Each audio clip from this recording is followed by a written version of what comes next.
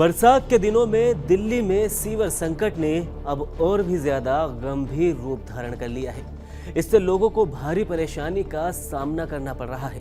राजधानी में कई इलाकों में हालात खराब हैं, लिहाजा लोगों को दिल्ली सरकार तक अपनी शिकायतें पहुंचानी पड़ रही हैं। जिसके बाद दिल्ली जल मंत्री अतीशी ने सीवर संकट के लिए अधिकारियों को जिम्मेदार बताया और समस्या को तुरंत दूर करने के निर्देश दिए।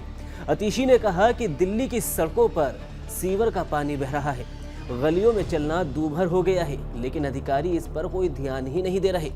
उन्होंने कहा कि जानबूझकर दिल्ली बोर्ड में वित्तीय संकट पैदा किया गया है, जिसकी वजह से राजधानी के लोग नारकीय जीवन जीने को मजबूर हो गए हैं।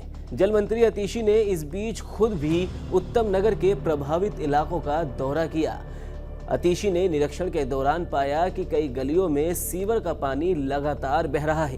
गंदगी से लोगों की सेहत पर भी असर हो सकता है। जल मंत्री ने बताया कि सीवर ओवरफ्लो से कई बीमारियां पैदा हो सकती हैं। दिल्ली सरकार ने जल संकट को 7,195 करोड़ रुपए का बजट आवंटित किया है, लेकिन अब तक सिर्फ 400 करोड़ रुपए ही जारी किए गए हैं। जानबूझकर जल बोर्ड में वित्तीय संकट पैदा कर दिल्ली के लोगों की जिंदगी को नर्क में डाला जा रहा है। दरअसल दिल्ली जल बोर्ड में फंड की कमी और कर्मचारियों की कमी की वजह से स्थिति गंभीर हो गई है।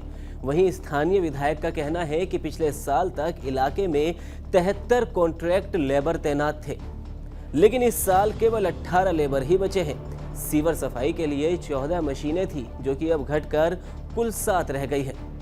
इसके बाद जल मंत्री अतीशी ने मुख्य सचिव को निर्देश दिए कि अगले 48 घंटों में जल बोर्ड को आवंटित किए गए बजट से पर्याप्त धनराशि जारी की जाए, ताकि सीवर ओवरफ्लो की समस्या से जल्द निपटारा पाया जा सके।